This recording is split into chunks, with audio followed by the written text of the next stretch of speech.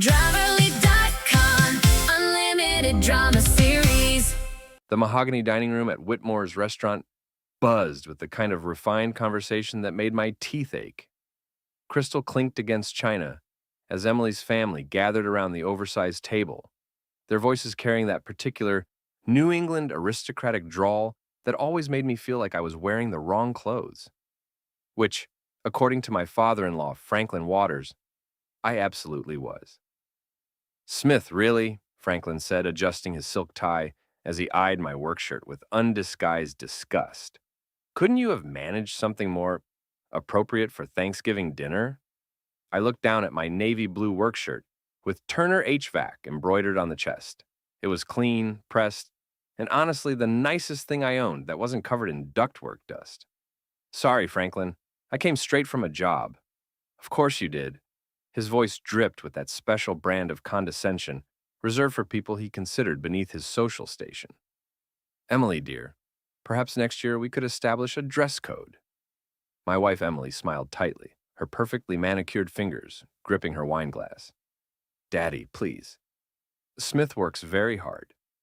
The way she said "works" made it sound like I spent my days digging ditches instead of running a business.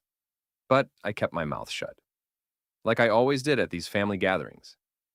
Franklin Waters had made it clear from day one that his daughter had married beneath her station, and every interaction since had been designed to remind me of that fact. "Hard work is admirable," Franklin continued, warming to his favorite topic. "But there's a difference between working hard and working smart. Take my law practice, for instance. I've built something lasting, something with real value, not just maintenance." The word hung in the air like a bad smell. Around the table, Emily's cousins and their lawyer husbands nodded sagely, as if Franklin had just delivered profound wisdom instead of a thinly veiled insult. "Smith never even went to college," Franklin announced to the table, as if this was breaking news instead of something he brought up at every family gathering. "Went straight into the trades after high school. Very blue collar." Heat crawled up my neck, but I forced myself to take a sip of water instead of responding. Emily's hand found mine under the table, squeezing gently. At least she was trying to be supportive, even if her idea of support was keeping me quiet while her father publicly humiliated me. "There's nothing wrong with honest work, Daddy," Emily said, though her voice lacked conviction. "Of course not, dear. But let's be realistic about what it is." Franklin gestured around the elegant restaurant. "I mean, look where we are. This is the kind of establishment that represents real success, real achievement, the kind of place that requires a certain level of sophistication to truly appreciate." I bit back my first 3 responses, all of which would have gotten me kicked out of the family permanently. Instead, I focused on cutting my turkey, imagining it was Franklin's smug face. "Take the ambiance here," Franklin continued, clearly on a roll. "The attention to detail, the quality of service, the perfect climate control. These things don't happen by accident. They require vision, education, the kind of refined sensibilities that come from proper breeding and education." That's when I noticed him. A tall, distinguished man in an expensive suit had been making his way around the dining room, shaking hands and chatting with various tables. He was heading our way, and something about his confident stride and the way other diners nodded respectfully when he passed told me this wasn't just another customer. "Franklin Waters," the man called out as he approached our table. "I thought that was you. How's retirement treating you?" Franklin's face lit up like Christmas morning. "Charles Morrison. What a pleasant surprise." "Everyone, this is Charles Morrison, managing partner at Morrison, Klein and Associates." "Charles, my family." Morrison shook hands around the table, his smile warm and genuine. When he got to me, I stood and offered my hand. "Smith Turner." "Turner," he repeated, his eyebrows raising slightly. "As in Turner HVAC?" "That's right." Morrison's entire demeanor shifted, his handshake becoming firmer, more respectful. "Well, I'll be damned. Franklin, you didn't mention your son-in-law was the Turner of Turner HVAC." Franklin's smile faltered slightly. "I'm sorry?" "Turner HVAC," Morrison repeated, looking genuinely impressed. "They handle all our commercial accounts." Hell, they designed and installed the entire climate control system for this restaurant. Top-notch operation. The table went dead silent. I could feel Emily's eyes boring into the side of my head, but I kept my expression neutral. I think there might be some confusion, Franklin said carefully. Smith here does repair work. Small jobs, residential calls, that sort of thing. Morrison laughed, the sound rich and hearty. Franklin, my friend. Turner HVAC is one of the largest commercial HVAC companies in New England. They've got contracts with half the office buildings in Boston, not to mention restaurants, hotels, you name it. He turned to me with obvious respect. Sir, I have to say, your people saved our bacon last month when our system went down during that heat wave. Professional, efficient, and worth every penny. Franklin's face had gone pale. Around the table, his precious lawyers and their wives were staring at me with new interest, reassessing everything they thought they knew. How many employees do you have now? Morrison asked. Last I heard, you were pushing 200. 237 as of last month, I said quietly. We just opened a new branch in Hartford. Morrison whistled appreciatively. Impressive growth. You know, we've been looking for a facilities management consultant for our new building project. Perhaps we could set up a meeting? He handed me his business card, shook my hand again, and moved on to another table, leaving behind a silence so thick you could have cut it with a knife. Franklin stared at me like I'd just sprouted a second head. 200 employees? Give or take. And you own this company? Founded it 12 years ago with a pickup truck and a toolbox. I took another bite of turkey, savoring both the food and the moment. Built it from the ground up. Emily's grip on my hand had gone from supportive to desperate. Smith, why didn't you ever tell us? You never asked. I met Franklin's eyes across the table. Besides, I got the impression that what I did for work wasn't particularly interesting to anyone here. Franklin's mouth opened and closed like a fish gasping for air. His precious lawyers were whispering among themselves, probably calculating how much money they'd been casually dismissing for the past 5 years. But you dress like... Franklin gestured helplessly at my work shirt. Like someone who's not afraid to get his hands dirty? I stood up, pulling out my wallet and dropping a $100 bill on the table. That should cover my portion of dinner. Emily, I'll see you at home. I walked out of that restaurant with my head high for the first time in 5 years, leaving behind a table full of people who were finally seeing me clearly. But as I drove home through the crisp November evening, I couldn't shake the feeling that I'd just lit a fuse on something that was going to explode in ways I couldn't predict. The house was dark when Emily finally came home, her heels clicking angrily against the hardwood floors as she slammed the front door behind her. I was in my basement workshop, pretending to organize tools, while actually trying to process what had happened at dinner.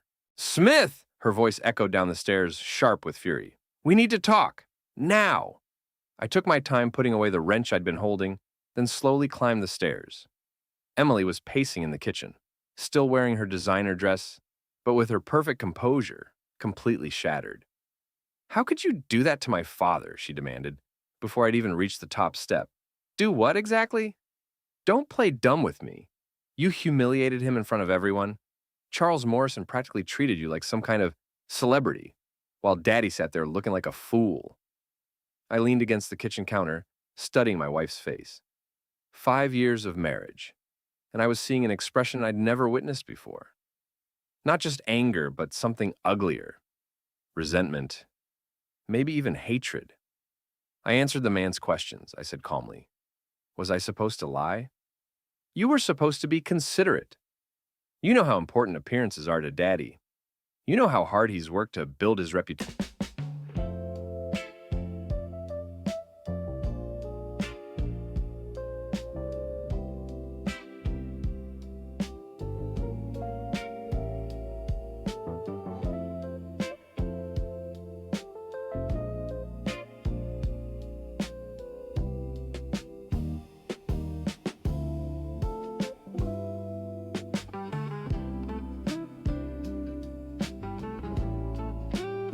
In this community. And what about my reputation? What about the 5 years I've spent listening to him tell everyone I'm some kind of glorified janitor? Emily's eyes flashed. That's different. How is it different? Because she struggled for words, her hands clenched into fists. Because you let him think that. You never corrected him, never stood up for yourself. You just sat there like some kind of victim. I sat there like a husband who was trying to keep peace in his wife's family. Well, congratulations on destroying that peace tonight. Emily's voice was rising, taking on a shrill quality I'd never heard before. Do you have any idea how embarrassing this is for me? My own husband, and I didn't even know what he really did for work. That stopped me cold. What do you mean you didn't know? I mean, I thought you were just, a repair guy. Someone who fixed air conditioners and furnaces. Emily, you've been to my office. You've met my employees. You've seen the contracts, the invoices, the bank statements. She waved her hand dismissively. I don't pay attention to business stuff. That's your department.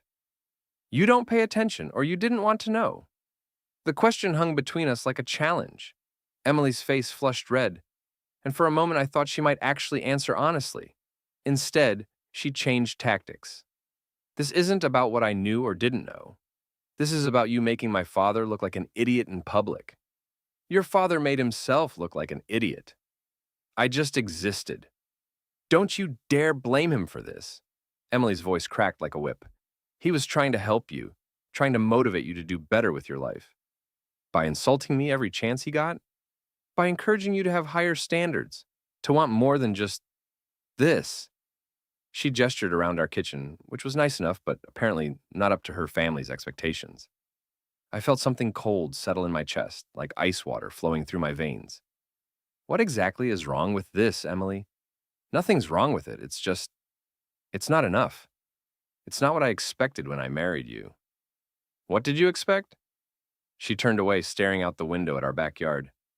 I expected you to grow, to become someone important, someone people respected. Instead, you seemed perfectly content to stay small. I built a company worth millions of dollars. How is that staying small? But you act small, she exploded, spinning back to face me. You dress like a maintenance worker. You hang out with blue-collar guys at dive bars. You drive a pickup truck instead of a proper car. You could be somebody, Smith, but you choose to be nobody. The ice water in my chest was spreading, numbing everything it touched. I see. Do you? Do you really? Because I don't think you understand what tonight cost me. My family, my friends, they all think I've been lying to them about what you do. They think I was embarrassed by my own husband. Were you? The question slipped out before I could stop it, and Emily's face went very still. What? Were you embarrassed by me, Emily? All these years, were you ashamed of what you thought I did for a living? She opened her mouth, then closed it again. The silence stretched between us, and in that silence, I found my answer. Jesus, I whispered. You were. You've been ashamed of me for 5 years. I wasn't ashamed exactly. I just thought you could do better. Better than building a successful business from nothing? Better than providing a good life for us? Better than being honest about who I am? You weren't being honest, she shot back. You were hiding what you really were. What I really was? What am I really, Emily? She hesitated, and in that hesitation, I saw the truth she'd been hiding from both of us. You're someone who could have been important, she said finally. Someone who could have been respected. But you chose to be ordinary. I chose to be myself. Well, maybe that's the problem. The words hit me like a physical blow. Emily seemed to realize what she'd said, because her face went pale and she took a step back.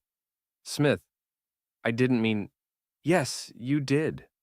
I stood up from the counter, suddenly feeling very tired. You meant every word of it. I'm upset. I'm saying things I don't mean.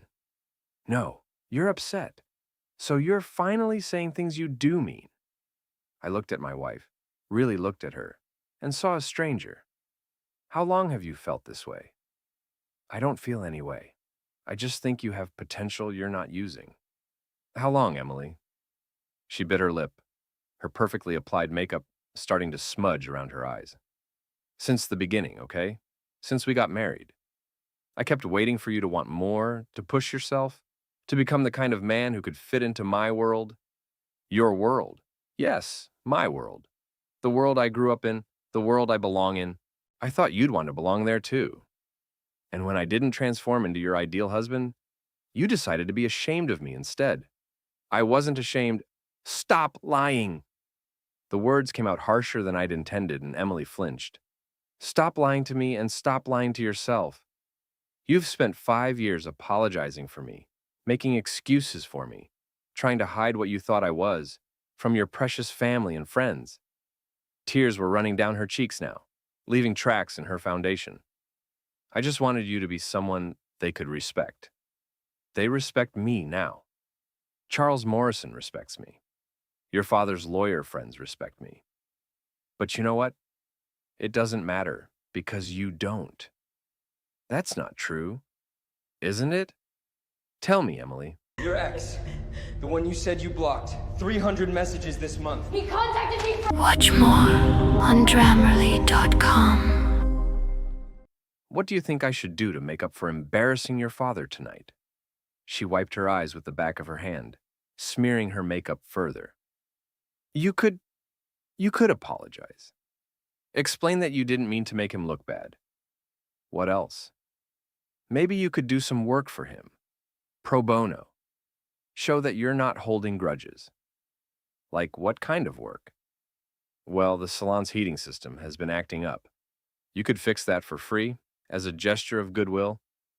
And there it was. Even now, even after learning that I owned a multi-million-dollar company, her first instinct was to ask me to do manual labor as an apology for existing. Let me get this straight, I said slowly. You want me to apologize to your father for not correcting his assumptions about my business, and then prove I'm sorry by doing free repair work. It would show that you're the bigger person. It would show that I'm exactly what he always thought I was. Emily's face crumpled. Why are you being so difficult? I'm trying to fix this.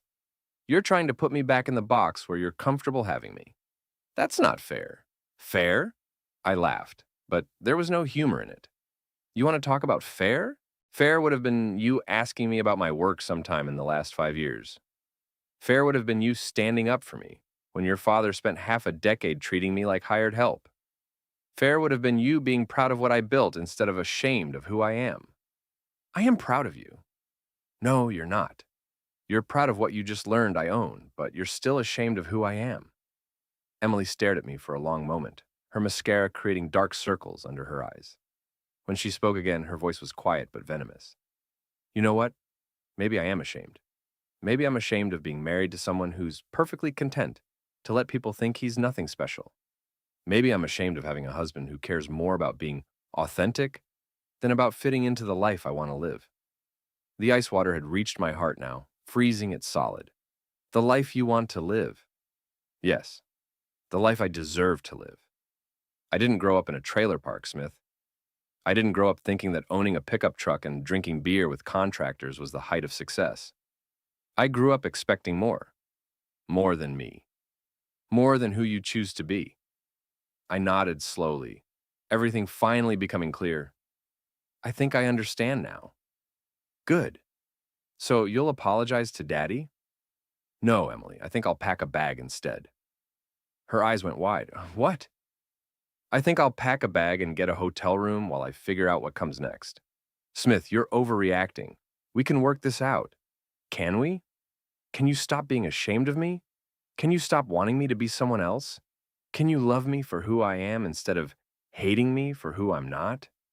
She opened her mouth, then closed it again. The silence was answer enough. That's what I thought. I headed for the stairs. I'll be back for the rest of my things this weekend. Smith, wait, please, we can talk about this. I paused at the bottom of the stairs and looked back at her. She was standing in our kitchen in her expensive dress, makeup ruined, looking lost and desperate. For just a moment, I felt sorry for her. Then I remembered 5 years of apologizing for existing, and the feeling passed. There's nothing left to talk about, Emily. You've made it very clear how you feel about me. The only thing I'm sorry about is that it took me this long to listen. I went upstairs and packed a bag, while Emily cried in the kitchen below. As I loaded my suitcase into the truck, I could see her watching me through the window, her face pale and streaked with tears. But she didn't come outside. She didn't try to stop me. She just watched me leave, and somehow that told me everything I needed to know about our marriage. The motel room was clean but depressing, all beige walls and generic furniture. I sat on the edge of the bed and stared at my phone, thinking about calling my lawyer. Instead, I called my oldest friend Ray, who answered on the second ring. Smith? What's wrong? Emily and I are getting divorced. Jesus, what happened?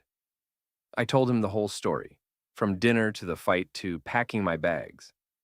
Ray listened without interrupting, occasionally making sympathetic noises. So let me get this straight, he said when I finished. She's been ashamed of you for 5 years because she thought you were a repair guy, and now she's mad at you for not being ashamed of being a repair guy?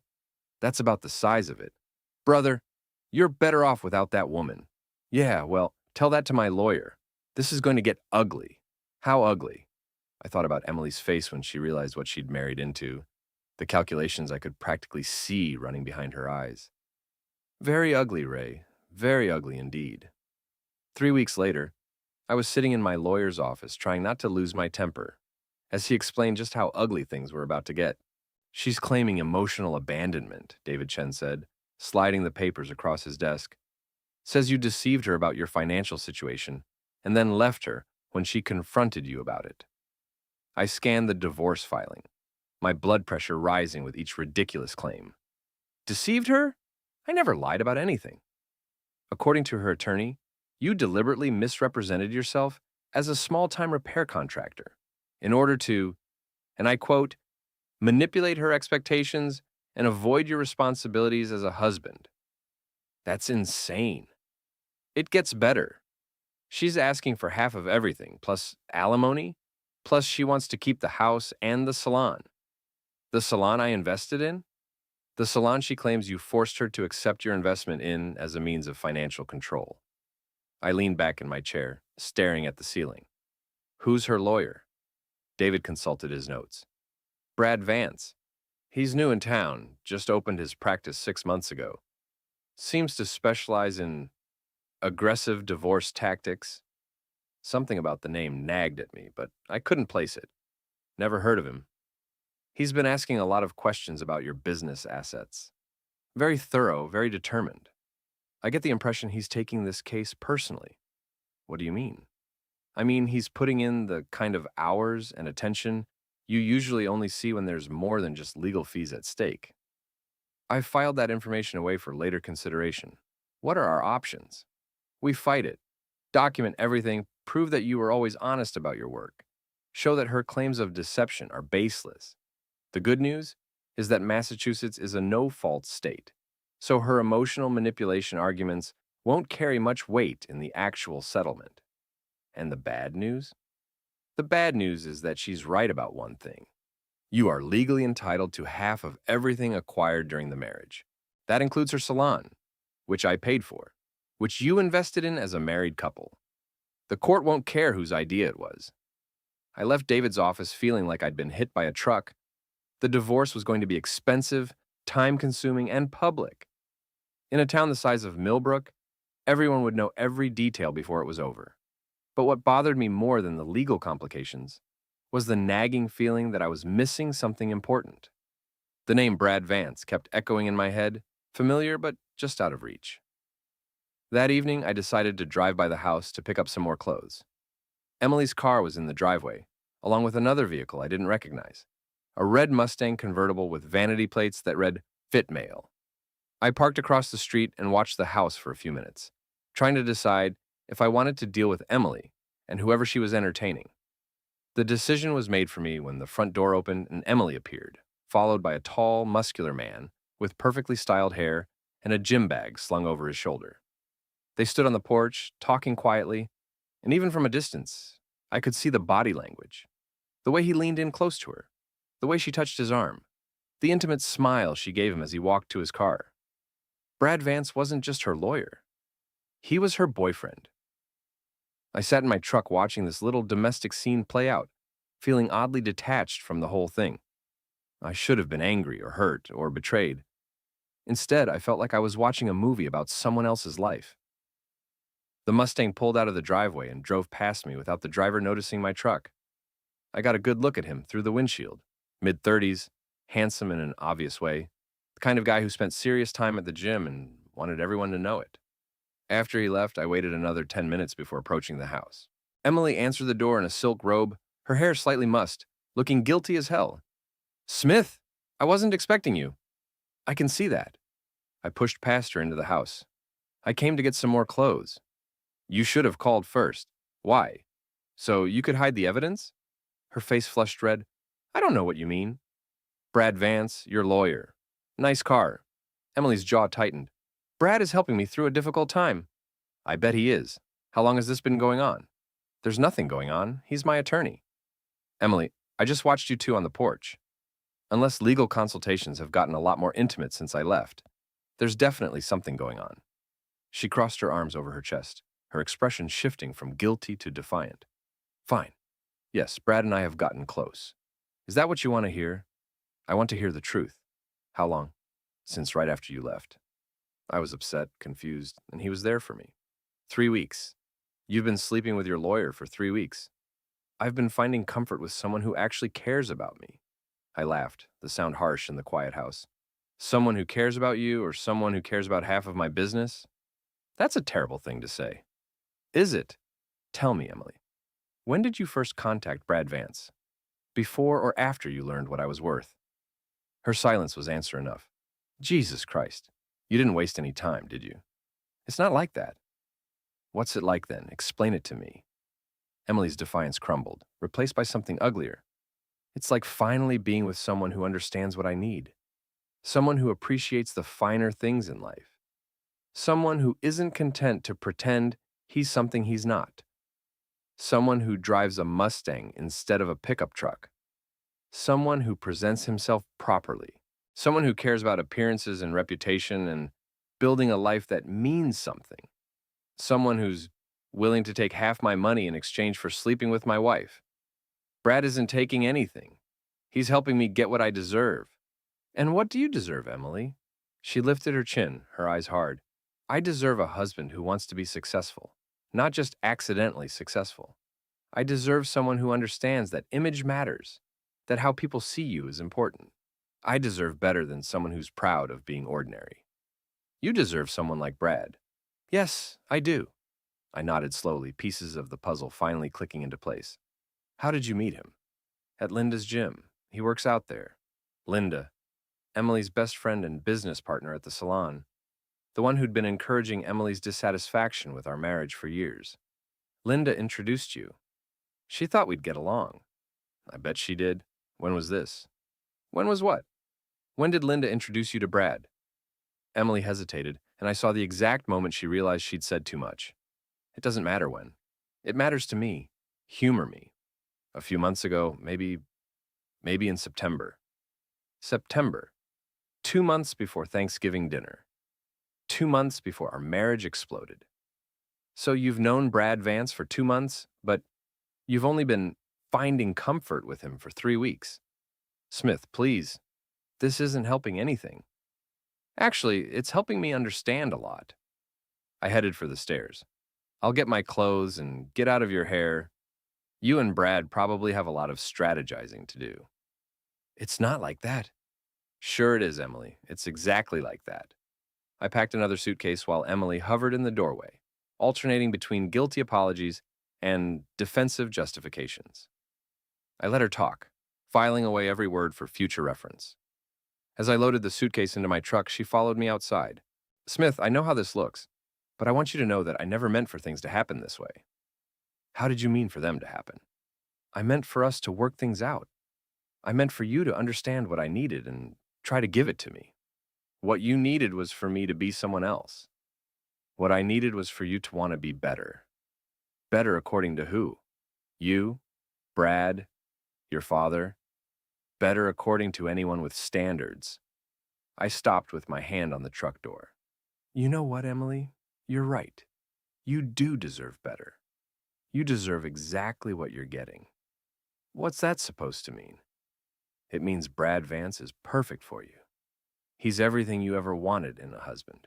Superficial, image obsessed, and willing to screw over anyone for money. That's not true, isn't it? He's sleeping with his client, Emily. That's an ethics violation that could get him disbarred. But he's willing to risk his career for a shot at half my business. That's not love, that's greed. You don't know him. I know his type. I know exactly what he is and exactly what he wants. Emily's face was pale in the porch light. And what's that? He's a bottom feeder who saw an opportunity and took it. He doesn't care about you, Emily. He cares about what you can get him. You're wrong. We'll see. I got in the truck and drove away, leaving her standing in the driveway looking lost and uncertain. In my rearview mirror, I could see her silhouetted against the house we'd shared for 5 years, and I felt something that might have been sadness if it hadn't been overwhelmed by a much stronger emotion. Relief. For the first time since Thanksgiving dinner, I knew exactly what I was dealing with. Emily wasn't just unhappy with our marriage. She was actively working to destroy it, with help from her friend Linda and her lawyer boyfriend Brad. The question was, what was I going to do about it? I drove to Murphy's Bar, a dive on the edge of town where the beer was cheap and the conversation was honest. Ray was already there, holding down our usual spot at